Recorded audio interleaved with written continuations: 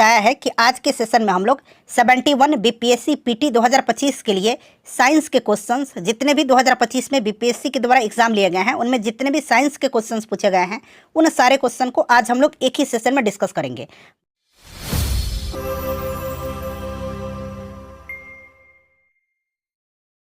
बड़ा ही important session है friends, इसको ध्यानपूर्वक आप पूरा जरूर देखिएगा। चलिए स्टार्ट करते हैं। एक बार सभी लोग प्लीज पहले सेशन को लाइक कर दीजिए। आज के सेशन का पहला प्रश्न पढ़ेंगे कि कृत्रिम वर्षा के लिए सबसे अधिक किस रसायन का उपयोग किया जाता है। देखिए फ्रेंड्स, अगर आप आंसर जानते हैं तो आंसर कमेंट करते चलिएगा, इससे आपका रिविजन होते चलेगा। और जो भी मैं आपको एक्सप्लेन करके एक्स्ट्रा फैक्ट्स बताऊंगा उससे भी आप ध्यानपूर्वक जरूर सुनिएगा। इस तरह से क्या होगा कि इस तरह से एक प्रश्न के साथ साथ आपके 2 से 3 प्रश्न जो है कवर होते चलेंगे। अब यहाँ पर ध्यान दीजिए फ्रेंड्स, देखिए कृत्रिम वर्षा के लिए सबसे ज़्यादा सिल्वर आयोडाइड रसायन का उपयोग किया जाता है। इसकी क्रिस्टल संरचना बर्फ जैसी होती है, जिससे यह बादलों में पानी की बूंदों को जमने और वर्षा के रूप में नीचे गिरने में मदद करता है। इसके अतिरिक्त देखिए कृत्रिम वर्षा के लिए पोटेशियम आयोडाइड और शुष्क बर्फ यानी कि ड्राई आइस का भी उपयोग किया जाता है। तो साथ साथ आप यह भी ध्यान रखिएगा, कृत्रिम वर्षा के लिए सबसे अधिक किस रसायन का उपयोग किया जाता है, तो सिल्वर आयोडाइड का इस्तेमाल किया जाता है। तो ऑप्शन नंबर यहाँ पर सी करेक्ट आंसर हो जाएगा। चलिए अगला प्रश्न कर लेंगे। और देखिए इसी प्रकार से मैंने आपको 2025 में बीपीएससी के द्वारा जितने भी एग्जाम लिए गए हैं उनमें जो करंट अफेयर्स के प्रश्न पूछे गए हैं उनको कवर कराया हुआ है, और साथ ही साथ हिस्ट्री के जो क्वेश्चन पूछे गए हैं उनको भी मैंने कवर कराया हुआ है। तो अगर आपने नहीं देखा है तो जाकर के देख लीजिएगा, लिंक डिस्क्रिप्शन बॉक्स में आपको मिल जाएगा। चलिए दूसरा प्रश्न देखिए, निम्नलिखित में से कौन सी धातु उन दुर्लभ मृदा धातुओं रेयर अर्थ मेटल्स में नहीं है जिनका उपयोग विद्युत और इलेक्ट्रॉनिक घटकों के निर्माण में किया जाता है। अब यहाँ पर देखिएगा, अगर हम बात करते हैं रेयर अर्थ मेटल्स की तो यह 17 धातु तत्व का समूह है। ध्यान रखिएगा, यह 17 धातु तत्व का समूह है।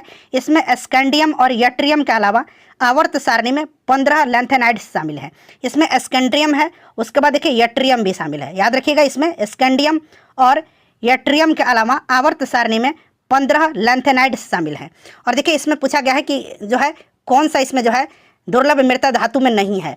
तो देखिए यहाँ पर मैंने आपको स्कैंडियम बता दिया, यट्रियम याद रखिएगा, साथ ही साथ जो 15 लैंथेनाइड्स हैं उनको भी ध्यान रखिएगा। तो इसमें आपका लैंथेनम हो जाएगा, आपका यहाँ पर सीरियम भी हो जाएगा। ठीक है, यहाँ पर रेडियम नहीं होगा, तो option number D correct answer हो जाएगा। रेडियम जो है ना, आपको याद रखना है, यह एक रेडियोधर्मी धातु है और ये अल्कलाइन अर्थ मेटल है। ठीक है ना, ये अल्कलाइन अर्थ मेटल है, रेयर अर्थ मेटल नहीं है। तो option number D correct answer हो जाएगा। ठीक है, चलिए उसके बाद देखिएगा कि ऊपरी मिट्टी का कटाव एवं उर्वरकों एवं कीटनाशकों का बहाव जो जलाशयों में एकत्रित हो उदाहरण है। चलिए बताइएगा राइट आंसर क्या हो जाएगा। अब यहाँ पर देखिए ऊपरी मिट्टी के कटाव से होने वाले तलछट, जिसको कि अवसाद बोला जाता है, उसका पानी में जमा होना एक धनात्मक प्रदूषण है। क्या है? एक धनात्मक प्रदूषण है, क्योंकि यह पानी में एक नया पदार्थ मिट्टी के कण जोड़ता है। और दूसरी ओर उर्वरकों और कीटनाशकों के बहाव से पानी में ऐसे रासायनिक पदार्थ मिल जाते हैं जो पानी में पहले से नहीं थे, और यह भी एक धनात्मक प्रदूषण है, क्योंकि यह पानी में अवांछित पदार्थों को जोड़ता है। तो ये दोनों ही धनात्मक प्रदूषण है। ठीक है, ध्यान रखिएगा। चलिए उसके बाद अगला प्रश्न कर लेंगे कि निम्न में से देखिए एक ग्रीन हाउस गैस नहीं है, वो कौन सा है? ग्रीन हाउस गैस नहीं है, बताइएगा। तो देखिए इसमें से अगर ग्रीन हाउस गैस नहीं है वो कौन सा होगा, तो आपका ऑप्शन नंबर सी हो जाएगा, सल्फर डाइऑक्साइड। यह ग्रीन हाउस गैस नहीं है। बाकी देखिए नाइट्रोजन ऑक्साइड यानी कि नाइट्रस ऑक्साइड, उसके बाद देखिए CFC, मीथेन, ये सब ग्रीन हाउस गैसें हैं, जबकि सल्फर डाइऑक्साइड नहीं है। तो इसको आप ध्यान रखिएगा। चलिए उसके बाद देखिएगा कि पौधे के किस भाग को चरने वाले जानवर कभी नहीं खाते हैं, वो कौन सा है? पौधे के किस भाग को चरने वाले जानवर कभी भी नहीं खाते हैं, वो कौन सा है? तो फ्रेंड्स ये कौन सा है? तो ये आपका है, यहाँ पर देख सकते हैं, ये आपका काष्ठ है। ठीक है ना, काष्ठ यहाँ पर करेक्ट आंसर हो जाएगा। ठीक है, उसके बाद देखिएगा कि हमारे शरीर की कौन सी कोशिकाएं अनॉक्सी श्वसन नहीं कर सकती हैं। हमारे शरीर की कौन सी कोशिकाएं अनॉक्सी श्वसन नहीं कर सकती हैं? तो यहाँ पर आप देख सकते हैं, ये आपका परिपक्व रक्त रुधिर कणिकाएं यानी कि लाल रक्त कणिकाएं। यहाँ पर option number A correct answer हो जाएगा। ठीक है ना, लाल रक्त कणिकाएं याद रखिएगा आप। क्लियर? चलिए उसके बाद देखिएगा कि निम्न में से कौन सा तना का रूपांतरण है। इनमें से कौन सा पूछा गया है? तना, यहाँ तना बना लीजिएगा, तना का रूपांतरण है। तो देखिए इसमें अगर हम तना के रूपांतरण की बात करते हैं तो ये आपका नागफनी का फिलोक्लेड है। नागफनी का फिलोक्लेड, नागफनी का पत्ता, ये एक तने का रूपांतरण है। ठीक है ना, तो यहाँ पर option number B correct answer हो जाएगा। जो भी आंसर बीपीएससी ने दिया हुआ है वही मैं आपको आंसर बता रहा हूँ। ठीक है ना, अभी सबका प्रोविजनल आंसर की भी आ चुका है। चलिए उसके बाद देख लीजिएगा अगला प्रश्न है कि बीजांकुरण के लिए क्या आवश्यक नहीं है? बीजांकुरण के लिए क्या आवश्यक नहीं है? तो यहाँ पर आप देख सकते हैं खनिज लवण जरूरत नहीं है इसकी, नमी, ऑक्सीजन और तापमान की आवश्यकता होती है। ठीक है, नेक्स्ट क्वेश्चन करेंगे कि मनुष्य के रक्त की पीएच वैल्यू कितनी होती है। मनुष्य के रक्त की पीएच वैल्यू, तो फ्रेंड्स यहाँ पर आपने पढ़ा होगा कि 7.35 से 7.45 तक, ठीक है। चलिए उसके बाद देख लीजिएगा कि मनुष्य में कलर ब्लाइंड एवं हीमोफीलिया बीमारी के कारण है। बताइए, मनुष्य में कलर ब्लाइंड एवं हीमोफीलिया बीमारी के कारण है। तो देखिए, मनुष्य में कलर ब्लाइंड यानी कि वर्णांधता और हीमोफीलिया बीमारी दोनों ही आनुवांशिक विकार है जो एक्स गुणसूत्र पर स्थित अप्रभावी जीन के कारण होते हैं। एक्स गुणसूत्र पर उपस्थित अप्रभावी जीन के कारण होते हैं। और पुरुषों में ये बीमारी अधिक आम है क्योंकि उनमें एक एक्स और एक वाई गुणसूत्र होता है, इसीलिए एक्स गुणसूत्र पर दोषपूर्ण जीन होने पर वह तुरंत प्रभावी हो जाता है, ठीक है। चलिए उसके बाद नेक्स्ट क्वेश्चन है कि इशिहारा टेस्ट संबंधित है। इशिहारा टेस्ट, तो ये आपका रंग दृष्टिहीनता से संबंधित है, कलर ब्लाइंडनेस से, ठीक है। नेक्स्ट देखिएगा कि बीमारी पैदा करने वाले जीवाणु स्रवित होते हैं। जीवाणु स्रवित होते हैं बीमारी पैदा करने वाले। तो फ्रेंड्स ये एंटीजन यहाँ पर राइट आंसर हो जाएगा, एंटीजन, ठीक है। चलिए उसके बाद देखिए अगला प्रश्न है कि किसके द्वारा लोहे को गैल्वेनाइज किया जाता है। किसके द्वारा लोहे को गैल्वेनाइज किया जाता है। तो देखिए, लोहे को जो है जंग से बचाने के लिए उस पर जिंक की परत चढ़ाई जाती है, जस्ता की परत चढ़ाई जाती है, ठीक है ना, जिसको कि गैल्वेनाइजेशन कहा जाता है। तो यहाँ पर ऑप्शन ए राइट आंसर हो जाएगा। चलिए उसके बाद देखिएगा कि माचिस की तिल्ली की टिप पर, माचिस की तिल्ली की टिप पर क्या लगा होता है। तो फ्रेंड्स ये लाल फास्फोरस लगा होता है, लाल फास्फोरस लगा होता है माचिस की तिल्ली के टिप पर, ठीक है, लाल फास्फोरस लगा होता है। चलिए उसके बाद देखिए अगला प्रश्न है कि शाही जल जिसमें प्लैटिनम और सोने को गलाने की क्षत्रता होती है या क्षमता कह लीजिए, वो बना होता है एक मिश्रण से, वो कौन सा है। तो देखिए इसको हम लोग एक्वारेजिया बोलते हैं और ये होता है आपका HNO3 + 3HCl, यानी कि 1 भाग HNO3 और 3 भाग HCl। तो यहाँ पर राइट आंसर 1:3 हो जाएगा, ठीक है ना, 1:3 सांद्र HNO3 एवं HCl, यहाँ पर आप देख भी सकते हैं, ठीक है, ऑप्शन ए राइट आंसर हो जाएगा। उसके बाद देखिएगा कि कोयले की किस्म से ये पहचाना जा सकता है कि इसका निर्माण किस पौधे से हुआ है। कौन सी कोयले की किस्म से ये पहचाना जा सकता है कि इसका निर्माण किस पौधे से हुआ है। तो देखिए कोयले के सबसे शुरुआती रूप पीट है, क्या है, पीट है, ठीक है ना। और पीट में मूल वनस्पति सामग्री के पहचाने जाने योग्य अंश मौजूद होते हैं, जैसे कि पत्तियों और तनों के टुकड़े। लेकिन देखिए यहाँ पर बिटुमिनस, लिग्नाइट और एंथ्रेसाइड कोयले में ये अंश नष्ट हो जाते हैं, इसलिए यहाँ पर पीट करेक्ट आंसर हो जाएगा, ठीक है ना। चलिए उसके बाद देखिए अगला प्रश्न है कि वायुमंडल में ग्रीन हाउस प्रभाव के लिए कौन से अधिक योगदान करता है। बताइएगा राइट आंसर क्या हो जाएगा। तो फ्रेंड्स यहाँ पर बात करते हैं तो ये आपका कार्बन डाइऑक्साइड है, CO2 है, ठीक है। नेक्स्ट क्वेश्चन करेंगे कि नेक्टोन्स समुद्री पारिस्थितिक तंत्र की खाद्य श्रृंखला के सर्वोच्च परभक्षी है। निम्न में से कौन नेक्टोन्स की श्रेणी में नहीं है। बताइए नेक्टोन्स की श्रेणी में इसमें से कौन सा नहीं है। तो इसमें से आपका जेलीफिश हो जाएगा। जेलीफिश जो है ये नेक्टोन्स की श्रेणी में नहीं है, ठीक है। देखिए बाकी शार्क, कटल फिश, लोबस्टर, ठीक है ना, ये होते हैं। चलिए उसके बाद देखिएगा कि DNA एवं RNA में निम्न में से कौन सा तत्व नहीं मिलता है। DNA और RNA में कौन सा तत्व नहीं मिलता है। बताइएगा कौन सा तत्व नहीं मिलता है DNA और RNA में, फटाफट बताइएगा। तो यहाँ पर आंसर क्या हो जाएगा फ्रेंड्स, बता दीजिए। तो देखिए DNA और RNA में कौन सा तत्व नहीं होता है, तो यहाँ पर आपका सल्फर हो जाएगा, ठीक है, सल्फर यहाँ पर राइट आंसर हो जाएगा। चलिए उसके बाद अगला प्रश्न कर लेंगे कि पारिस्थितिक तंत्र में 10% ऊर्जा का परिवहन सिद्धांत किसने प्रतिपादित किया था। तो देखिए पारिस्थितिक तंत्र में 10% ऊर्जा का परिवहन का सिद्धांत जो है ना, ये आपका लिंडमैन साहब ने दिया था। किसने, लिंडमैन ने दिया था, ध्यान रखिएगा, ये VBI क्वेश्चन है, ठीक है ना फ्रेंड्स। चलिए उसके बाद देखिए अगला प्रश्न है कि Bombay natural history society BNHS द्वारा त्रैमासिक पत्रिका हॉर्नबिल प्रकाशित की जाती है, जिससे अध्ययन किया जाता है। तो इसमें वन्यजीव एवं वातावरण का अध्ययन किया जाता है, ठीक है ना, ऑप्शन बी करेक्ट आंसर हो जाएगा। फ्रेंड्स थोड़ा सा हम लोग जल्दी में कवर करेंगे, सेशन लंबा ना हो जाए, ठीक है ना, क्योंकि लगभग हम लोग 200 के आसपास प्रश्नों को कवर करेंगे। और देखिए इस तरह के प्रश्न बनाने में करीब करीब 6 से 7 घंटे का मेरा महत्वपूर्ण समय लगता है। तो फ्रेंड्स प्लीज़ सेशन को लाइक ज़रूर करें, आपका एक लाइक ही हमें मोटिवेट करता है। और जब पूरा सेशन देख लिया कीजिए तो कम से कम एक ग्रुप में इसको ज़रूर शेयर कर दीजिए। चलिए देखिए लंबवत तरंगे किससे नहीं गुजर सकती हैं। अच्छा लंबवत तरंगे यहाँ पर यानी कि लॉन्गिट्यूडनल वेव्स, ठीक है ना, तो ये आपका अनुदैर्घ्य तरंग जो है जिसमें ध्वनि होता है, ये आपका जो है ध्वनि तरंग जो है करेक्ट आंसर हो जाएगा। ये निर्वात से नहीं गुजर सकती हैं, ठीक है ना, आपने पढ़ा होगा ध्वनि निर्वात में गमन नहीं कर सकती हैं क्योंकि ध्वनि को गमन के लिए माध्यम की आवश्यकता होती है। सबसे तेज ध्वनि ठोस में, फिर द्रव्य में, फिर गैस में जो है गुजरती है। चलिए उसके बाद अगला प्रश्न है कि मानव जीवाश्म की उम्र निर्धारण में कौन सी विधि काम में ली जाती है। मानव जीवाश्म की उम्र निर्धारण में कौन सी विधि काम में ली जाती है। तो फ्रेंड्स ये विधि आपका रेडियो कार्बन डेटिंग, ठीक है ना, रेडियो कार्बन डेटिंग याद रखिएगा। देखिएगा कि यदि एक चालू फ्रिज के दरवाजे को किसी कमरे में खुला छोड़ दिया जाए तो, यदि एक चालू फ्रिज के दरवाजे को किसी कमरे में खुला छोड़ दिया जाता है तो कमरा गर्म हो जाता है, ठीक है ना, यानी कि कमरे का तापमान बढ़ जाएगा।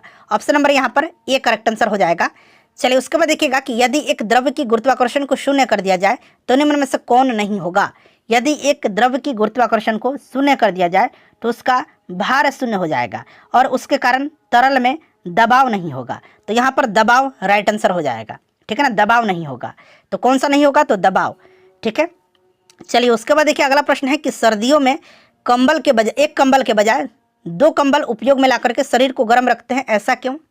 तो देखिए दो कंबल वायु का आवरण पैदा करते हैं जो ठंडी हवा को अंदर घुसने से रोकता है। तो यहाँ पर ऑप्शन नंबर सी हो जाएगा राइट आंसर। नेक्स्ट क्वेश्चन करेंगे कि सबसे बहुत पुराने दस्तावेज की लिखावट पढ़ने के लिए कौन सी किरणें काम में ली जाती हैं। कौन सी किरणें काम में ली जाती है, तो ये IR किरणें हो जाएगा, इंफ्रारेड, ठीक है ना, ध्यान रखिएगा। चलिए उसके बाद देखिएगा कि माइक्रोफोन का क्या कार्य है, यह बदल देता है माइक्रोफोन। तो देखिए ये जो होता है माइक्रोफोन, ये ध्वनि प्रवर्धक यंत्रावली में ध्वनि ऊर्जा से विद्युत ऊर्जा में बदलता है, ठीक है ना। तो यहाँ पर आप देख सकते हैं ध्वनि संकेतों को विद्युत संकेतों में। तो यहाँ पर आपका correct answer option number C हो जाएगा, ठीक है। चलिए उसके बाद देखिएगा अगला प्रश्न है कि निम्न में से कौन सा बल मट्ठे से क्रीम को अलग करने में काम आता है। मट्ठे से क्रीम को अलग करने में, तो फ्रेंड्स ये अपकेंद्री बल है। कौन सा बल है, ये आपका अपकेंद्री बल है, ध्यान रखिएगा। चलिए उसके बाद देखिए कौन सी तरंगे सोनार में उपयोग की जाती हैं। कौन सी तरंगे सोनार में उपयोग की जाती है, तो सोनार में जो है ये आपका पराश्रव्य तरंग, ठीक है ना, पराश्रव्य तरंग का इस्तेमाल सोनार में किया जाता है। चलिए उसके बाद देखिएगा कि न्यूट्रॉन की खोज किसने किया था, तो न्यूट्रॉन की खोज जेम्स चैडविक ने किया था। नेक्स्ट क्वेश्चन कर लेंगे कि एक तरल पदार्थ का दूसरे तरल पदार्थ में फैलाव क्या कहलाता है। तो देखिए ये फैलाव जो होता है ये क्या कहलाता है, एक तरल पदार्थ का दूसरे तरल पदार्थ में फैलाव। तो फ्रेंड्स इसको पायस हिंदी में बोला जाता है और अंग्रेजी में इसको इमल्सन बोला जाता है, ध्यान रखिएगा, इमल्सन बोला जाता है। चलिए उसके बाद अगला प्रश्न है कि लुईस के सिद्धांत के बारे में निम्न में से कौन सा गलत है। लुईस के सिद्धांत के बारे में कौन सा यहाँ पर गलत दिया गया है, तो देखिए इसमें कहा गया है लुईस के सिद्धांत के बारे में कि अम्ल एक यौगिक है जो इलेक्ट्रॉन युग्म को स्वीकार करता है, बिल्कुल करेक्ट है। इसमें प्रोटॉन को हस्तांतरण की अवधारणा का उपयोग किया गया था, नहीं इसमें प्रोटॉन नहीं, इसमें इलेक्ट्रॉन के हस्तांतरण की, ठीक है ना। देखिए प्रोटॉन के हस्तांतरण की अवधारणा जो है ये इस्तेमाल किया जाता था ब्रोस्टेड, यहाँ मैं लिख देता हूँ ब्रोस्टेड लोरी सिद्धांत में, ब्रोस्टेड लोरी सिद्धांत में, ठीक है ना, ब्रोस्टेड, फिर से मैं लिख देता हूँ, ठीक है। आंसर यहाँ पर ऑप्शन बी हो जाएगा, गलत यही है। तो देखिए प्रोटॉन स्थानांतरण की अवधारणा जो है ये ब्रोस्टेड लोरी सिद्धांत में जो है ये उपयोग होता था, ठीक है। तो ऑप्शन नंबर बी यहाँ पर करेक्ट हो जाएगा, क्लियर, ध्यान रखिएगा। लुईस के सिद्धांत के बारे में कौन सा कथन है, इसमें प्रोटॉन हस्तांतरण की अवधारणा का उपयोग किया जाता है, ये गलत है, इसमें जो है आपका इलेक्ट्रॉन का होता था। चलिए उसके बाद नेक्स्ट क्वेश्चन कर लेंगे कि निम्नलिखित में से कौन सा थर्मोप्लास्टिक नहीं है। इसमें से कौन सा थर्मोप्लास्टिक नहीं है, तो यहाँ पर आप देख सकते हैं इसमें से थर्मोप्लास्टिक कौन सा नहीं है, बताइए। तो फ्रेंड्स देखिए ये आपका हो जाएगा एपॉक्सी, ठीक है ना, एपॉक्सी नहीं है, थर्मोप्लास्टिक। चलिए उसके बाद देखिए अगला प्रश्न है कि निम्नलिखित में से कौन सा सदिश राशि है। अच्छा सदिश राशि तो आपको पता है ऐसी भौतिक राशियां होती हैं जिन्हें व्यक्त करने के लिए परिमाण यानी कि मात्रा और दिशा दोनों की आवश्यकता होती है। इसमें से अगर हम बात करते हैं तो वेग, बल, संवेग, त्वरण, विस्थापन, भार, ये सब जो होते हैं आपके सदिश राशि हैं। तो पूछा कौन सा सदिश राशि है, तो यहाँ पर मैंने अभी बताया था आपको कि बल, तो बल यहाँ पर राइट आंसर हो जाएगा, ठीक है। चलिए देखिएगा कि संपीड़न और विरलन जो है किससे संबंधित घटना है। संपीड़न और विरलन, संपीड़न यह वह क्षेत्र होता है जहां माध्यम के कण एक दूसरे के बहुत पास आ जाते हैं, ठीक है ना, और विरलन वह क्षेत्र होता है जहां माध्यम के कण एक दूसरे से बहुत दूर चले जाते हैं, और यह घटना ध्वनि तरंग में होता है। ध्वनि तरंग करेक्ट आंसर हो जाएगा। नेक्स्ट क्वेश्चन करिए कि रेडियो तरंग, औरक्त और एक्सरे के बीच आवृत्ति का सही क्रम क्या है। रेडियो तरंग, औरक्त और एक्सरे के बीच पूछा गया है यहाँ पर कौन सा यहाँ पर सही क्रम है आवृत्ति का, तो यहाँ पर option number D correct answer हो जाएगा, ठीक है ना, ऑप्शन नंबर यहाँ पर डी राइट आंसर हो जाएगा, एक्सरे, औरक्त, फिर रेडियो तरंग, ठीक है। चलिए उसके बाद देखिएगा कि हरित रसायन विज्ञान में किस बात पर जोर दिया जाता है, बताइए हरित रसायन विज्ञान में किस बात पर जोर दिया जाता है। तो देखिए रासायनिक उत्पादों और प्रतिक्रियाओं का डिजाइन जो खतरनाक पदार्थ के उपयोग या उत्पादन को कम या खत्म कर देता है। ऑप्शन नंबर यहाँ पर सी करेक्ट आंसर हो जाएगा, ठीक है। उसके बाद देखिए निम्नलिखित में से कौन सा सही युग्म है, तो यहाँ पर देखिए सही युग्म जो है ना ये आपका एस्पार्टम कृत्रिम स्वीटनर है, ये बिल्कुल करेक्ट कहा गया है। और यहाँ पर आप देख सकते हैं, देखिए फ्रेंड्स यहाँ पर आपका ग्लूकोज डाइसैकेराइड दिया गया है, तो ग्लूकोज जो है ये डाइसैकेराइड नहीं है, ग्लूकोज मोनोसैकेराइड है, ठीक है ना, ग्लूकोज मोनोसैकेराइड है। अच्छा यहाँ पर देखिए सुक्रोज जो है, सुक्रोज इसको टेबल शुगर बोला जाता है, ठीक है, इसको ध्यान रखिएगा। तो यहाँ पर option number A he correct दिया गया है, इसको आप ध्यान रखिएगा। ठीक है, चलिए उसके बाद अगला प्रश्न कर लेंगे कि फोटोवोल्टिक सेल एक उपकरण है जो, तो देखिए फोटोवोल्टिक सेल जो होता है ना, बताइए। तो देखिए फोटोवोल्टिक सेल जो है यह प्रकाश ऊर्जा को विद्युत ऊर्जा में परिवर्तित करता है। तो करेक्ट आंसर यहाँ पर ऑप्शन नंबर बी हो जाएगा, फोटोवोल्टिक सेल प्रकाश ऊर्जा को विद्युत ऊर्जा में परिवर्तित करता है।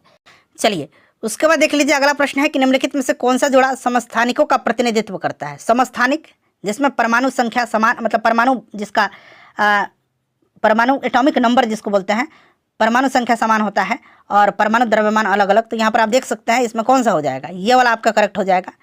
चलिए उसके बाद देखिएगा कि निम्न में से कौन सा प्रकाश के प्रकीर्णन की घटना के कारण होता है। प्रकाश के प्रकीर्णन की घटना के कारण, तो प्रकाश का प्रकीर्णन कारण आकाश नीला दिखाई देता है। ठीक है ना, ध्यान रखिएगा। चलिए उसके बाद देखिए निम्नलिखित में से किस पर चुंबकीय क्षेत्र चुंबकीय प्रभाव उत्पन्न नहीं कर सकता है, बताइए। तो यहाँ पर आपका राइट आंसर हो जाएगा स्थिर विद्युत आवेश। ठीक है ना, स्थिर विद्युत आवेश, इसको आप ध्यान रखिएगा। स्थिर विद्युत आवेश चुंबकीय क्षेत्र उत्पन्न नहीं कर सकता है, क्योंकि चुंबकीय क्षेत्र केवल गतिमान आवेश यानी कि विद्युत धारा के द्वारा ही उत्पन्न किया जा सकता है। उसके बाद देखिए ऑक्सीजन के बारे में निम्नलिखित में से कौन सा कथन सही है। कौन सा कथन यहाँ पर आपका सही दिया गया है, बताइए। कौन सा कथन यहाँ पर सही दिया गया ऑक्सीजन के बारे में, बताइए। राइट आंसर यहाँ पर क्या हो जाएगा। तो देखिए यहाँ पर तरल या ठोस होने पर यह गहरा नीला दिखाई देता है। ऑप्शन नंबर यहाँ पर ए राइट आंसर हो जाएगा। ठीक है, चलिए उसके बाद देखिए निम्नलिखित में से कौन सा रासायनिक प्रतिक्रिया का गुण है। रासायनिक प्रतिक्रिया यानी कि रासायनिक जो अभिक्रिया है उसका गुण है। तो यहाँ पर देखिएगा इसके परिणाम स्वरूप नए पदार्थों का निर्माण होता है। बिल्कुल ये सही है। ठीक है ना, ये केवल गैसों में होता है ऐसा नहीं है, ठोस द्रव सब में होगा। ये केवल ठोस में होता है ये भी गलत है, और इसमें हमेशा उसमें की आवश्यकता होती है ऐसा नहीं है, बट ये हमेशा है, इसके परिणाम स्वरूप नए पदार्थ का निर्माण होना ही होना है। ठीक है, चलिए उसके बाद देखिएगा कि भारत में राष्ट्रीय प्रौद्योगिकी दिवस मनाया जाता है। तो देखिए राष्ट्रीय प्रौद्योगिकी दिवस 11 मई के दिन मनाया जाता है, और ये मनाया जाता है जो परमाणु परीक्षण हुआ था उसके सफल संचालन की घटना को मनाने के लिए। ठीक है, इसको आप ध्यान रखिएगा, पोखरण परमाणु परीक्षण की वर्षगांठ स्मरण किया जाता है इसमें। उसके बाद देखिए निम्नलिखित में से कौन सा डीसी करंट का स्रोत है, डीसी करंट का। तो यहाँ पर आपका हो जाएगा lithium ion battery, lithium ion battery. अच्छा, ट्रांजिस्टर के बारे में देखिए, यह एक सेमीकंडक्टर उपकरण है जो इलेक्ट्रॉनिक सिग्नल और शक्ति को एम्पलीफाई या स्विच करने के लिए प्रयोग किया जाता है, बट यहाँ पर देखिए डीसी करंट का स्रोत है आपका लिथियम आयन बैटरी। चलिए उसके बाद देखिए अगला प्रश्न है कि जैव रासायनिक ऑक्सीजन मांग जिसको कि बीओडी है, किसका माप है, बीओडी। तो ये किसी पानी के नमूने में मौजूद कार्बनिक पदार्थों को तोड़ने के लिए सूक्ष्मजीवों द्वारा उपयोग की जाने वाली ऑक्सीजन की मात्रा का माप है। तो ये पानी में कार्बनिक प्रदूषण, ठीक है ना, इसको आप ध्यान रखिएगा, कार्बनिक हो जाएगा। नेक्स्ट क्वेश्चन है हमारा, अगला प्रश्न कर लेंगे। देखिए फ्रेंड्स, नेक्स्ट क्वेश्चन है कि निम्न में से कौन सा द्रव विद्युत का अच्छा सुचालक है। तो इसमें से विद्युत का अच्छा सुचालक कौन सा हो जाएगा, नमकीन पानी हो जाएगा। उसके बाद देखिए पहचानने योग्य आकार बनाने वाले तारे को क्या कहा जाता है, बताइए।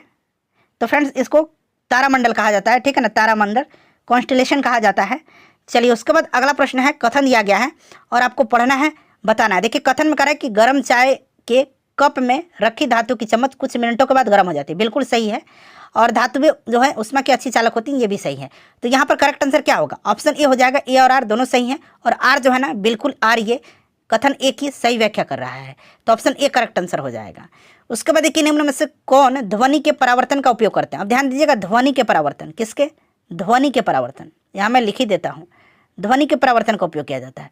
तो देखिए इसमें सोनार में जो है ध्वनि के परावर्तन का प्रयोग किया जाता है, स्टेथोस्कोप में किया जाता है और इको में किया जाता है। यहाँ पर आप देख सकते हैं पेरिस्कोप, पेरिस्कोप में ध्वनि के परावर्तन नहीं प्रकाश के परावर्तन का प्रयोग किया जाता है। तो सही आंसर हो जाएगा आपका ए, बी और सी, जो कि आप ऑप्शन नंबर ए में देख रहे हैं, ठीक है।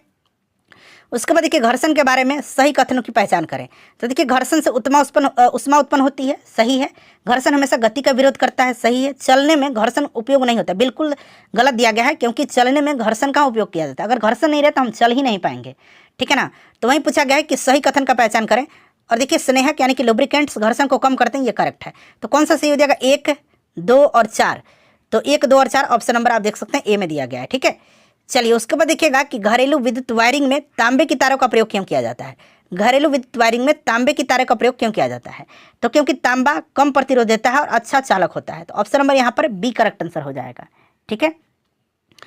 उसके बाद देख लीजिएगा अगला प्रश्न है हमारा, यहाँ पर मिलान करना है। तो बिल्कुल देखिए ये क्रम में दिया गया, विद्युत मोटर विद्युत से यांत्रिक, विद्युत बल्ब विद्युत से प्रकाश, सौर पैनल प्रकाश से विद्युत, और माइक्रोफोन ध्वनि से विद्युत, ठीक है। तो ऑप्शन नंबर ए यहाँ पर करेक्ट आंसर हो जाएगा। उसके बाद देखिएगा कि सर्दियों में यदि शीशे की खिड़की को अचानक गर्म किया जाए तो वह क्यों टूट सकती है, बताइए क्यों टूट सकती है। तो देखिए इसका कारण है असमान विस्तार से शीशे में तनाव उत्पन्न होता है। तो ऑप्शन नंबर यहाँ पर बी राइट आंसर हो जाएगा। ठीक है, चलिए देखिए निम्नलिखित में से कौन विद्युत चुंबकीय तरंग इसमें से नहीं है, विद्युत चुंबकीय तरंग नहीं है। तो यहाँ पर देख सकते हैं इंफ्रारेड, एक्सरे, माइक्रोवेव्स, ये विद्युत चुंबकीय तरंग है, जबकि ध्वनि तरंग नहीं है। तो केवल सी यहाँ पर राइट आंसर हो जाएगा, ऑप्शन नंबर ए ध्वनि तरंग। चलिए उसके बाद देखिएगा अगला प्रश्न यहाँ पर पूछा जा रहा है। कथन दिया गया है कि एक व्यक्ति को कोने के पीछे की आवाज़ सुनाई दे सकती है लेकिन वह देख नहीं सकता। बिल्कुल करेक्ट है। प्रकाश तरंग ध्वनि तरंगों की तुलना में बाधाओं को चारों ओर से अधिक आसानी से मोड़ सकती है। ये गलत दिया। प्रकाश तरंग ध्वनि तरंगों की तुलना में नहीं, बल्कि ध्वनि तरंग प्रकाश तरंगों की तुलना में बाधाओं के चारों ओर अधिक आसानी से मोड़ सकती है। यह स्टेटमेंट गलत है। तो केवल एक यहाँ पर करेक्ट दिया गया है, ए सही है, आर गलत है। ठीक है, उसके बाद देखिएगा नेक्स्ट क्वेश्चन है कि निम्नलिखित में से कौन सा कारण अंतरिक्ष यान में अंतरिक्ष यात्रियों के भारहीन दिखने की सही व्याख्या करता है, बताइए राइट आंसर क्या हो जाएगा। तो फ्रेंड्स देखिए अंतरिक्ष यात्रियों को गुरुत्वाकर्षण महसूस नहीं होता है क्योंकि वे अंतरिक्ष यान के साथ लगातार पृथ्वी की ओर गिर रहे होते हैं। तो वे गुरुत्वाकर्षण के प्रभाव के इसमें यान के साथ जो है ये गिर रहे होते हैं। चलिए उसके बाद देखिएगा अगला प्रश्न है कि निम्न में से कौन एक सजातीय मिश्रण नहीं है, कौन सा एक इसमें से सजातीय मिश्रण नहीं है। तो आप देखेंगे इसमें से आपका धुआं जो है ना, धुआं ये सजातीय मिश्रण नहीं है। धुआं जो है ये बिस्मांगी मिश्रण है। धुआं जो है एक बिस्मांगी मिश्रण है। ठीक है ना, एक बिस्मांगी मिश्रण है, ध्यान रखिएगा। नेक्स्ट क्वेश्चन है कि आरएनए में कौन सा भस्म होता है जो डीएनए में नहीं होता है। अब देखिए आरएनए में जो होता है, आरएनए में कौन सा भस्म होता है जो डीएनए में नहीं होता है। तो आंसर पहले बता देते हैं, ये यूरासिल है। देखिए फ्रेंड्स अगर हम आरएनए की बात करते हैं तो आरएनए में एडेनिन, गुआनिन, साइटोसिन और यूरेसिल होता है, जबकि डीएनए में जो होता है एडेनिन, गुआनिन, साइटोसिन तो होता ही है, उसमें यूरेसिल ना होकर के उसमें थाइमिन होता है। तो यहाँ पर option number A uracil right answer हो जाएगा। अगला प्रश्न है कि निम्नलिखित में से कौन सा मिलान सही नहीं है यहाँ पर, बताइए। तो टमाटर में पाया जाने वाला अम्ल फॉर्मिक अम्ल, ये गलत दिया गया। टमाटर में कौन सा ऑक्जेलिक एसिड पाया जाता है, यही गलत हो गया। तो पहला ही आपका गलत हो गया। बाकी आप देख सकते हैं अंगूर में टार्टरिक अम्ल, संतरे में सिट्रिकस अम्ल, बासी मक्खन में ब्यूटेरिक अम्ल। ठीक है ना, तो बाकी ऑप्शन ए गलत मिलान है। उसके बाद देखिएगा निम्नलिखित में से कौन सा, इसमें देखिए एरोमेटिक है, एरोमेटिक। ठीक है ना, एरोमेटिक इसमें से कौन सा है। तो यहाँ पर आप देख सकते हैं ऑप्शन बी, आपने पढ़ा भी होगा बेंजीन जो होता है ना, बेंजीन ये एरोमेटिक होता है। चलिए उसके बाद देखिए अगला प्रश्न है कि जब CO2 को चूना जल में अधिक मात्रा में प्रवाहित किया जाता है तो वह फिर से बेरंग हो जाता है। इसका कारण क्या है, बताइए इसका कारण क्या है। तो इसका कारण है कैल्शियम बाइकार्बोनेट। कैल्शियम बाइकार्बोनेट के कारण वह फिर से बेरंग हो जाता है। ठीक है, चलिए उसके बाद देखिएगा कि निम्नलिखित में से कौन विद्युत का संचालन करता है। तो देखिए इसमें से पिघला हुआ लिथियम क्लोराइड और देखिए तांबे की तार, ये दोनों जो है ना विद्युत के संचालन कर सकते हैं। तो यहाँ पर ऑप्शन डी हो जाएगा, ए और बी दोनों। ठीक है ना, ध्यान रखिएगा पिघला हुआ लिथियम क्लोराइड, ध्यान रखना आपको। चलिए उसके बाद देखिएगा कि खून के जमने के लिए कौन सा तत्व आवश्यक है। तो खून को जमने के लिए आपको याद है एक तो विटामिन के इंपॉर्टेंट होता है और साथ ही साथ कैल्शियम होता है। तो यहाँ पर देखिए कैल्शियम दिया गया है, विटामिन के भी आवश्यक होता है खून को जमने के लिए। ठीक है, नेक्स्ट क्वेश्चन है कि निम्नलिखित में से कौन सा एम्फोटेरिक ऑक्साइड है। अब देखिए एम्फोटेरिक ऑक्साइड में क्या होता है। तो एक तो आपका आ जाएगा Al2O3, ठीक है, ZnO आ जाएगा जिंक ऑक्साइड, उसके बाद आपका लेड ऑक्साइड आ जाएगा, उसके बाद आपका टीन ऑक्साइड आ जाएगा। ये सब एम्फोटेरिक है। तो यहाँ पर आप देख सकते हैं जिंक ऑक्साइड दिया गया ZnO, ध्यान रखिएगा। ठीक है, चलिए उसके बाद देखिएगा किसी तंत्र की हीट कंटेंट को क्या कहा जाता है। तो किसी तंत्र की हीट कंटेंट को एनाथैल्पी कहा जाता है, ध्यान रखना आपको। चलिए वाशिंग सोडा का रासायनिक नाम क्या है, वाशिंग सोडा का। अब देखिएगा वाशिंग सोडा का रासायनिक नाम क्या है। देखिए वाशिंग सोडा का रासायनिक नाम होता है सोडियम कार्बोनेट। इसको सोडियम कार्बोनेट डेकाहाइड्रेट भी बोला जाता है। इसका फॉर्मूला होता है Na2CO3 × 10H2O होता है, यही होता है ना। और इसी को बोला जाता है सोडियम कार्बोनेट या sodium carbonate decahydrate. Sodium hydrogen carbonate बोला जाता है किसको, तो ये NHCO3 को बोला जाता है। सोडियम बाइकार्बोनेट आपने पढ़ा होगा। ठीक है, ये आपका बेकिंग सोडा है। ठीक है, चलिए उसके बाद नेक्स्ट क्वेश्चन है कि राइबोसोम केंद्र है। तो राइबोसोम प्रोटीन संश्लेषण का होता है, प्रोटीन संश्लेषण का। चलिए उसके बाद देखिएगा प्रोटीन की फैक्ट्री कहा जाता है राइबोसोम को। देखिए कुछ प्लास्टिक हैं जिन्हें एक बार डालने पर गर्म करके नर्म नहीं किया जा सकता, इन्हें क्या कहा जाता है। तो इनको क्या कहा जाता है फ्रेंड्स, इनको थर्मोसेटिंग प्लास्टिक्स कहा जाता है। ठीक है ना, इनको क्या कहा जाता है, थर्मोसेटिंग प्लास्टिक्स। अगला प्रश्न देखिएगा कि बहुलक रसायन विज्ञान में अल्ट्रा सेंट्रीफ्यूज, यहाँ मैं लिख देता हूँ, ये वर्ड आपको दिख नहीं रहा होगा, वैसे दिख भी रहा होगा, अल्ट्रा सेंट्रीफ्यूज। बाप बताइए कह रहा है कि बहुलक रसायन में अल्ट्रा सेंट्रीफ्यूज विधि से क्या प्राप्त किया जाता है। तो देखिए इसमें अल्ट्रा सेंट्रीफ्यूज विधि से जो है ना प्राप्त किया जाता है मॉलिक्यूलर वेट यानी कि आणविक द्रव्यमान। ठीक है, चलिए उसके बाद देख लीजिएगा कि ऑटोमोबाइल में उपयोग किए जाने वाले हाइड्रोलिक ब्रेक जो है ये एक प्रत्यक्ष अनुप्रयोग है, किस सिद्धांत पर कार्य करता है हाइड्रोलिक ब्रेक, तो ये पास्कल के नियम पर। ठीक है ना, पास्कल का नियम। उसके बाद देखिएगा नेक्स्ट क्वेश्चन है कि आइंस्टीन को नोबेल पुरस्कार के लिए सम्मानित किया गया था।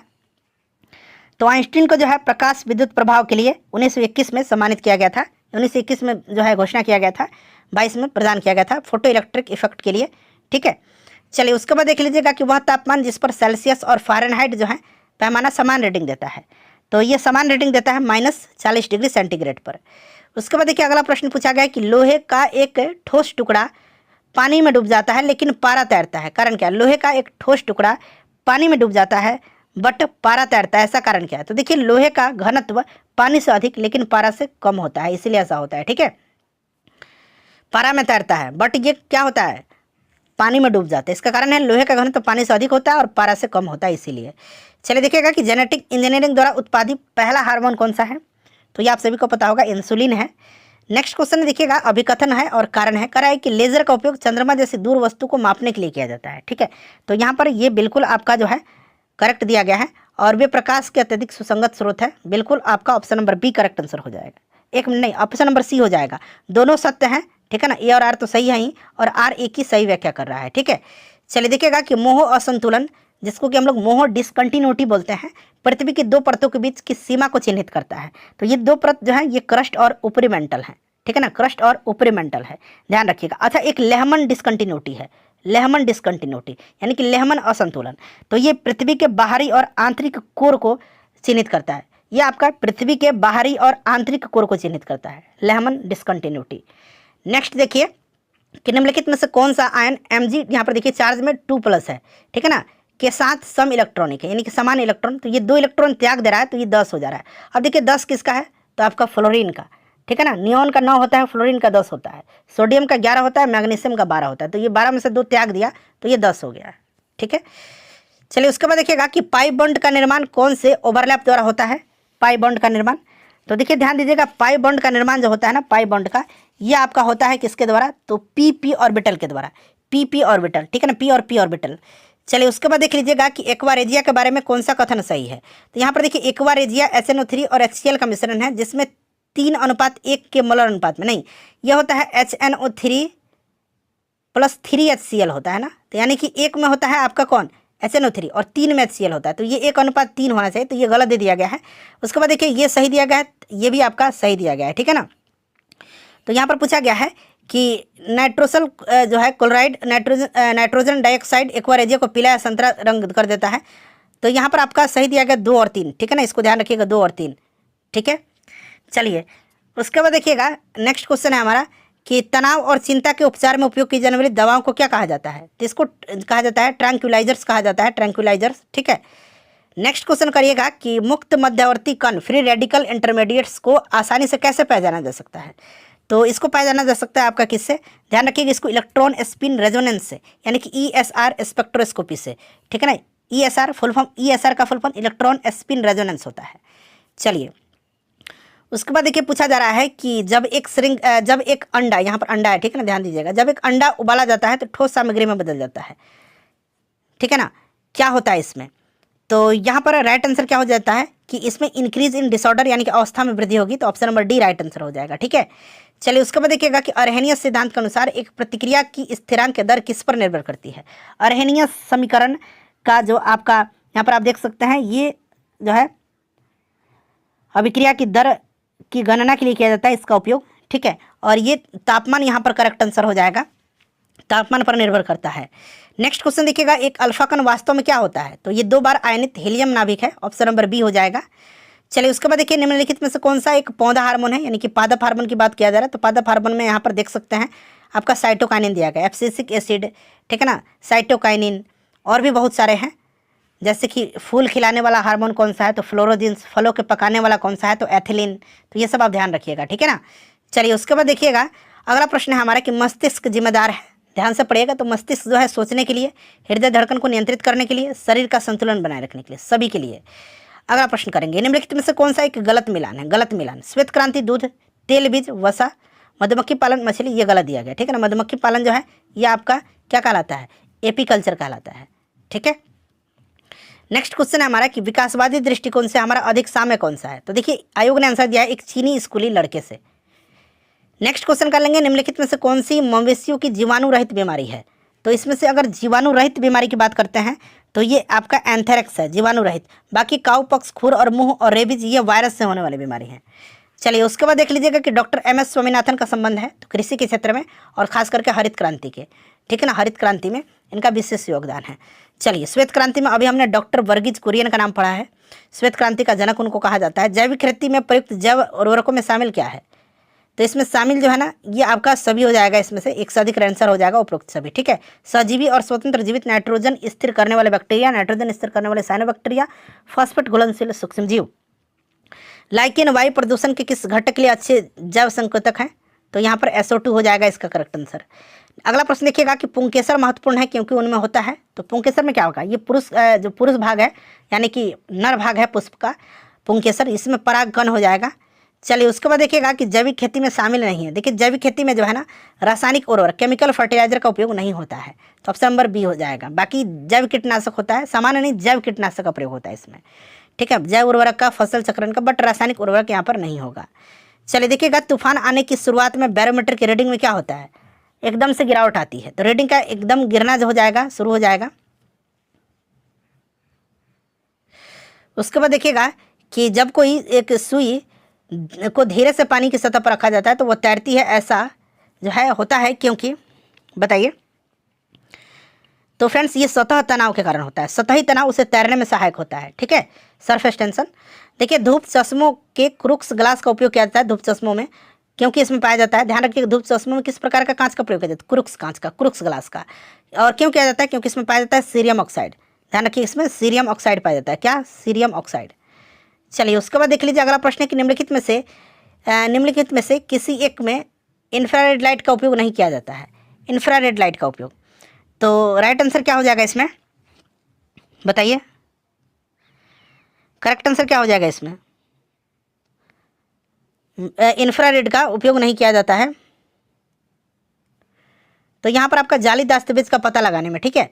चलिए उसके बाद देखिए कृत्रिम उपग्रह संचार में सूक्ष्म तरंगों का उपयोग किया जाता है। इन सूक्ष्म तरंगों की तीव्रता होता है, तो इनकी तीव्रता होता है 300 मेगाहर्ट्ज से 300 गीगाहर्ट्ज, ठीक है। ध्यान रखिएगा ये इंपॉर्टेंट क्वेश्चन है सारे।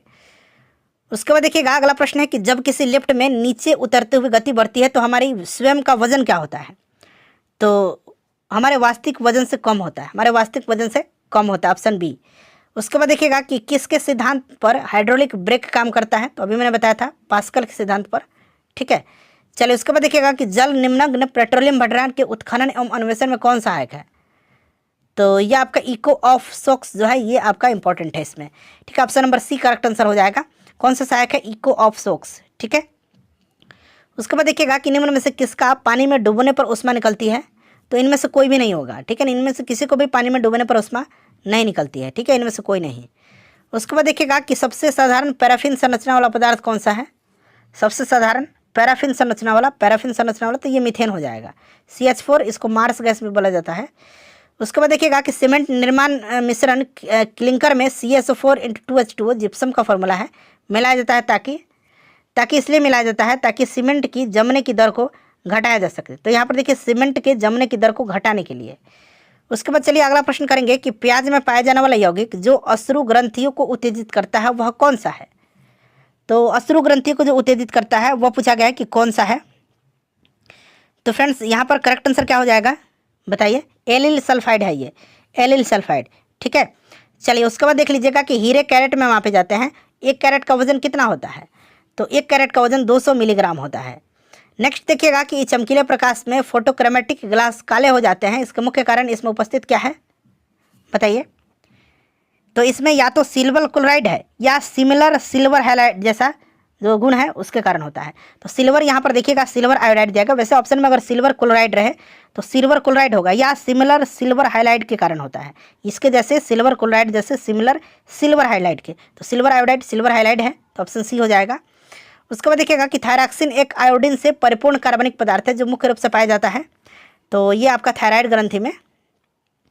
नेक्स्ट क्वेश्चन है कि आंत ज्वर या मियादी बुखार पैदा होता है। आंत ज्वर या मियादी बुखार, तो ये आपका होता है किसके द्वारा? जीवाणु के द्वारा। ठीक है, चलिए उसके बाद देख लीजिएगा कि अशुचि या प्रत्यक्ष कोशिका विभाजन मुख्य रूप से जो है पूछा गया है कि किस मुख्य रूप से पाया जाता है। तो ये पाया जाता है किसमें फ्रेंड्स? तो याद रखिएगा प्रोकैरियोट्स में। ठीक है ना, अशुचि या प्रत्यक्ष कोशिका विभाजन कहाँ पाया जाता है? तो प्रोकैरियोट्स में। उसके बाद देखिएगा कि होलोजोइक पोषण किसकी विशेषता है? होलोजोइक पोषण, तो ये जंतुओं की विशेषता है। ठीक है, जंतुओं की। नेक्स्ट क्वेश्चन कर लेंगे कि निम्न में से कौन सा जटिल कार्बनिक पदार्थ मनुष्य द्वारा नहीं पचाया जा सकता है? बताइए कौन सा नहीं पचाया जा सकता है? तो फ्रेंड्स ये सेलुलोज होता है। ठीक है, सेलुलोज। उसके बाद देखिएगा अगला प्रश्न कर लेंगे। नेक्स्ट क्वेश्चन हमारा क्या है? 1 मिनट रुक जाइए। चलिए देखिए नेक्स्ट क्वेश्चन क्या है फ्रेंड्स। तो नेक्स्ट है कि यदि एक एटीपी 7.6 किलो कैलोरी ऊर्जा उत्पन्न करता हो, तो एक व्यक्ति जिसे 2800 किलो कैलोरी ऊर्जा चाहिए, कितनी एटीपी की आवश्यकता होगी? तो इसका फॉर्मूला होता है फ्रेंड्स, इसका फॉर्मूला क्या होता है? कुल ऊर्जा। कुल ऊर्जा कितना है? 2800 किलो कैलोरी बटा प्रति एटीपी ऊर्जा। तो प्रति एटीपी ऊर्जा कितना दिया गया है? 7.6। ठीक है, इसको डिवाइड कर दीजिएगा, 368 पॉइंट समथिंग एटीपी आ जाएगा। तो यहाँ पर 368 एग्जैक्ट में हो जाएगा। ठीक है, चलिए उसके बाद देखिएगा कि मानव की आंतों में कौन से विटामिन का निर्माण जीवाणु द्वारा होता है? बताइए कौन सा विटामिन का निर्माण? राइट आंसर क्या हो जाएगा? तो ये आपका विटामिन के है। ठीक है, चलिए उसके बाद देखिएगा कि पौधे का तनाव हार्मोन जो है किसे कहा जाता है? बताइए पौधे का तनाव हार्मोन, तो ये एब्सिसिक एसिड को कहा जाता है, एब्सिसिक अम्ल को। तो यहाँ पर शॉर्ट पर एबीए दिया गया है। उसके बाद देखिएगा कि प्लाज्मिड्स जो है, प्लाज्मिड्स क्या है? तो ये आपका जीवाणु के एक्स्ट्रा क्रोमोसोमल डीएनए है। Option number C right answer हो जाएगा। नेक्स्ट क्वेश्चन देखिएगा कि निम्न में से किसमें अस्थि मज्जा नहीं मिलता है? अस्थि मज्जा नहीं मिलता है, तो फ्रेंड्स ये चिड़िया जो होगी बर्ड्स, उसमें नहीं मिलता है। ठीक है, चलिए उसके बाद देखिए अगला प्रश्न है कि दबे हुए ठोस कचरे में कार्बनिक पदार्थ निम्न के कारण विघटित होते हैं। दबे हुए ठोस कचरे में कार्बनिक पदार्थ जो होते हैं ये किसके कारण उत्पन्न होते हैं? तो ये सूक्ष्मजीवों की क्रिया के कारण।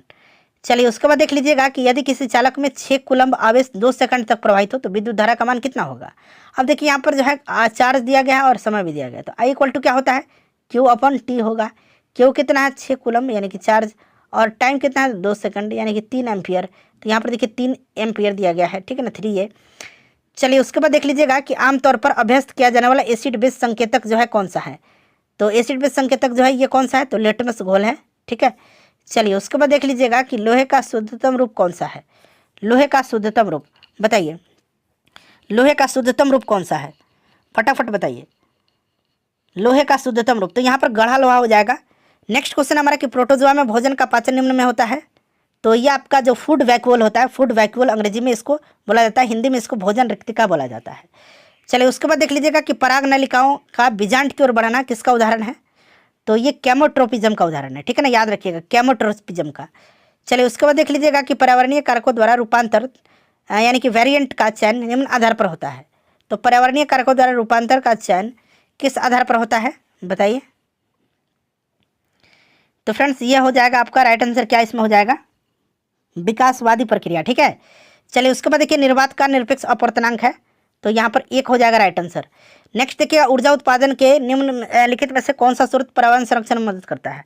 तो देखिए यहाँ पर हाइडल भी हो जाएगा, सौर भी हो जाएगा। तो हाइडल, सौर, एक से अधिक राइट आंसर हो जाएंगे वैसे ही। चलिए उसके बाद देखिएगा कि मानव कान के लिए श्रव्य आवृत्तियों की सीमा क्या है? तो 20 हर्ट्ज से लेकर के 20,000 हर्ट्ज। ठीक है ना, 20,000 हर्ट्ज देख सकते हैं यहाँ पर, या 20 किलो हर्ट्ज, इस हर्ट्ज की जगह 20 किलो हर्ट्ज भी लिखा जा सकता है। ठीक है, चलिए उसके बाद देख लीजिएगा कि किण्वन की प्रक्रिया की खोज किसने किया था? तो लुई पास्चर ने किया था। चलिए अगला प्रश्न करिएगा कि निम्नलिखित में से कौन सा एक संक्रामक रोग है? तो इसमें देख सकते हैं यक्ष्मा, हैजा, चिकन पॉक्स, ये सभी जो है संक्रामक रोग हैं। ठीक है, चलिए उसके बाद देख लीजिएगा कि निम्नलिखित में से कौन सा पादप रोग कवक के कारण होता है? ये कौन सा रोग पादप जो होता है, कौन सा पादप रोग कवक के कारण होता है? तो ये गेहूं की रस्ट हो जाएगा। चलिए उसके बाद देखिएगा खाली स्थान दिया गया उपकरण है जिसका उपयोग यह जांचने के लिए किया जाता है कि किसी वस्तु में करंट प्रवाहित हो रहा है या नहीं। तो ये उपकरण जो है ये इलेक्ट्रोस्कोप है, इसका उपयोग किया जाता है। ठीक है ना, चलिए उसके बाद देखिएगा कि ऊपर फेंकी हुई गेंद जो है ना ऊंचाई पर जाकर के क्यों नीचे गिरती है? तो नीचे गिरती है क्यों? तो इसका कारण है गुरुत्वाकर्षण बल लगातार उस पर कार्य करता है। ठीक है ना, गुरुत्वाकर्षण बल लगातार उस पर कार्य करता है। देखिए नहाने के बाद पंखे के सामने खड़ा होने पर ठंडा क्यों महसूस होता है हमें? तो पंखे की हवा त्वचा से पानी के वाष्पीकरण को बढ़ा देती है, तो वाष्पीकरण के कारण यह होता है। ठीक है, चलिए उसके बाद देखिएगा कि माइक्रोस्कोप में वस्तु का प्रतिबिंब कैसा बनता है? तो इसमें वस्तु का प्रतिबिंब वास्तविक उल्टा और आवर्धित बनता है। तो यहाँ पर वास्तविक उल्टा तो दिया ही गया है, आवर्धित भी आप साथ साथ ध्यान रखिएगा। देखिए कैमरे के इस्तेमाल किया जाने वाला प्रमुख ऑप्टिकल क्या है, तो कैमरे में लेंस हो जाएगा। चलिए उसके बाद देखिएगा कि एक परमाणु में इलेक्ट्रॉन्स कहाँ स्थित होते हैं, तो देखिए नाभिक में तो आपको पता है कि जो आपका प्रोटॉन होता है और न्यूट्रॉन होता है, और इलेक्ट्रॉन जो होता है ये कक्षाओं में होता है, ऊर्जा स्तरों में या कक्षाओं में। चलिए उसके बाद देखिएगा कि निम्नलिखित में से कौन सा बल हवाई जहाज के थ्रस्ट का विरोध करता है और निरंतर उड़ाने के लिए इसे पार करना आवश्यक है, तो ये आपका अवरोध बल है, ड्रैग है। चलिए उसके बाद देख लीजिएगा अगला प्रश्न कि पानी की बूंद के किस गुण के कारण वह मोमयुक्त सतह पर फैलने के बजाय मोती की तरह गोल बन जाती है, बताइए किसके कारण होता है। तो देखिए पानी के अणुओं के बीच जो है मजबूत सनादि बल की तुलना में सतह के साथ कम आसंजन बल होता है, तो यानी कि मजबूत संसंजन बल होगा। तो ऑप्शन नंबर यहाँ पर बी राइट आंसर हो जाएगा। देखिएगा गीले बिजली के तार को संभालने का सबसे सुरक्षित तरीका कौन सा है, तो सबसे आसान तरीका जो होता है पहले प्लग को निकाल दीजिए और फिर उसको सुखा दीजिए, ठीक है, ऑप्शन सी हो जाएगा। उसके बाद देखिएगा नेक्स्ट क्वेश्चन कि निम्नलिखित में से कौन सी विशेषता धातु में पाई जाती है, तो धातु क्या होते हैं, विद्युत के सुचालक होते हैं, आघात वर्धनीय होते हैं, तन्य होते हैं, ठीक है, तो यहाँ पर आप देख सकते हैं तन्य दिया गया है। चलिए उसके बाद ठोस भी होते हैं। देखिए जब कोई धातु किसी तनु अम्ल के साथ अभिक्रिया करता है तो क्या बनता है, तो जब तनु अम्ल के साथ अभिक्रिया करेगा तो क्या बनेगा, लवण और हाइड्रोजन गैस, तो ऑप्शन में यहाँ पर बी हो जाएगा। चलिए उसके बाद देखिएगा कि RO water purifier UV tube का मुख्य कार्य क्या होता है, बताइए। तो इसका मुख्य कार्य जो होता है वो हानिकारक सूक्ष्म जीवों को मारना या निष्क्रिय करना होता है, ठीक है। चलिए उसके बाद देख लीजिएगा कि एनपीके उर्वरक का प्रयोग मुख्य रूप से क्यों किया जाता है, तो एनपी का उपयोग इसलिए किया जाता है ताकि पौधों को आवश्यक पोषक तत्व प्रदान मिल सके, ठीक है ना। तो यहाँ पर right answer option number C हो जाएगा, पौधों को आवश्यक पोषक तत्व प्रदान करने के लिए। देखिए कास्टिक सोडा और कास्टिक पोटास का रासायनिक सूत्र क्या है, तो कास्टिक पोटास और कास्टिक सोडा, तो कास्टिक यहाँ पर सोडा का NaOH हो जाएगा और कास्टिक पोटास का KOH हो जाएगा, ठीक है, इसको आप ध्यान रख सकते हैं। चलिए उसके बाद देखिए अगला प्रश्न है हमारा कि कास्टिक सोडा की तुलना में कास्टिक पोटास, तो ये आपका होता है अधिक शक्तिशाली होता है, ठीक है ना, अधिक शक्तिशाली क्षार और अधिक नमी सोखने वाला होता है। नेक्स्ट क्वेश्चन है हमारा कि दूध को दही में बदलने के लिए आदर्श तापमान क्या है, तो 20 से 30 डिग्री सेंटीग्रेड ऑप्शन के हिसाब से होना चाहिए, बट कहीं कहीं आपको 35 से 40 भी मिलता है। चलिए उसके बाद देखिए एलपीजी के मुख्य घटक कौन कौन से होते हैं, तो एलपीजी के प्रोपेन और ब्यूटेन हो जाएंगे, तो ब्यूटेन और प्रोपेन यहाँ पर दिया गया, लिक्विफाइड पेट्रोलियम गैस। चलिए उसके बाद देखिएगा कि आयन विनिमय विधि में कठोर जल के किन आयनों को हटाया जाता है, तो इसमें कैल्शियम और मैग्नीशियम को, ठीक है ना, कैल्शियम और मैग्नीशियम को। उसके बाद देखिएगा कि सभी प्रजनन तंत्र के किस भाग में सामान्यतः निषेचन होता है, फर्टिलाइजेशन होता है, तो ये फैलोपियन ट्यूब में होता है, फैलोपियन ट्यूब का एक एलुमिना भाग है उसी में, ठीक है। चलिए उसके बाद देख लीजिएगा कि निम्नलिखित में से कौन सा अंग मनुष्यों का अवशोषी अंग माना जाता है, अवशोषी अंग, तो इसमें से अपेंडिक्स जो है ना ये अवशोषी अंग है, ठीक है। चलिए उसके बाद देख लीजिएगा कि निम्नलिखित में से कौन सा रोग एक प्रोटोजोआ परजीवी द्वारा होता है, तो इसमें से प्रोटोजोआ के द्वारा कौन सा रोग होगा, मलेरिया हो जाएगा, ठीक है ना, मलेरिया याद रखिएगा, मलेरिया होता है। चलिए उसके बाद देखिएगा कि मानव मस्तिष्क का कौन सा भाग शरीर के तापमान, भूख और प्यास को नियंत्रित करता है, तो ये हाइपोथैलेमस है, हाइपोथैलेमस भूख प्यास ताप इन सब का नियंत्रण करता है, ठीक है। चलिए उसके बाद देखिएगा कि डबल फर्टिलाइजेशन किसकी विशेषता है, डबल फर्टिलाइजेशन, तो ये आपका एंजियोस्पर्म का यानी कि आवृत्तबीजी का, एंजियोस्पर्म भी याद रखिएगा। चलिए उसके बाद देखिएगा कि प्रकाश संश्लेषण के दौरान प्रकाश ऊर्जा को ग्रहण करने वाला प्रमुख रंजक कौन सा है, तो ये क्लोरोफिल ए है, ध्यान रखिएगा क्लोरोफिल ए, यहाँ क्लोरोफिल बी भी था ऑप्शन में, बट यहाँ पर देखिए क्लोरोफिल ए दिया गया है, क्लोरोफिल बी एक ऑप्शन बना लीजिए, ठीक है ना।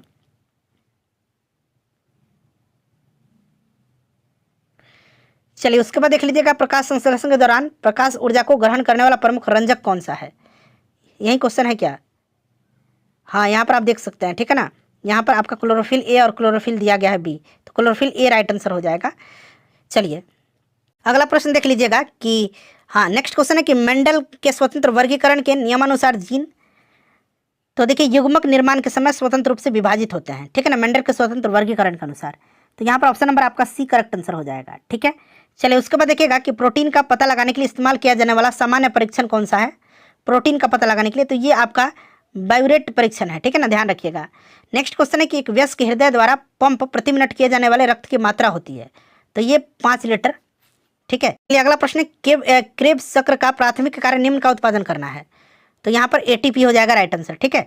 चलिए उसके बाद देखिएगा कि हीमोग्लोबिन में उपस्थित धातु कौन सा है, तो हीमोग्लोबिन में उपस्थित धातु जो है ना ये आपका हो जाएगा Fe, यहाँ पर देखिए +2 हो जाएगा, ठीक है ना, इस तरह से ध्यान रखना आपको।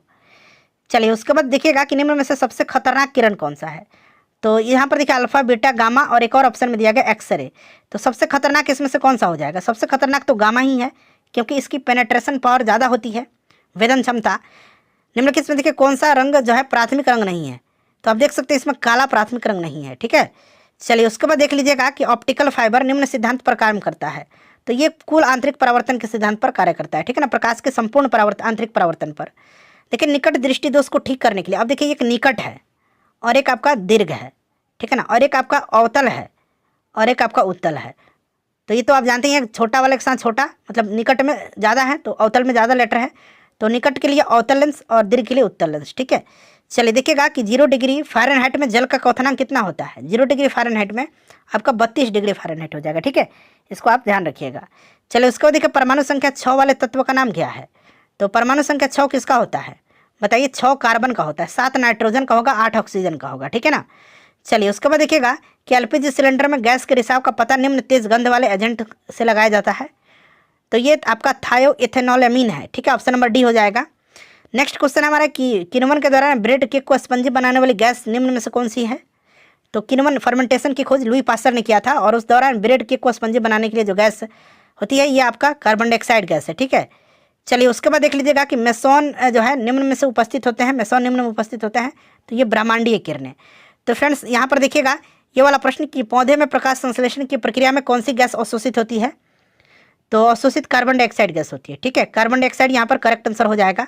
चलिए तो ये पूरा साइंस 2025 में बीपीएससी के द्वारा जो एग्जाम लिए गए हैं उनमें पूछे गए हैं, सबको मैंने आपको 71 बीपीएससी पीटी 2025 के लिए कवर करा दिया।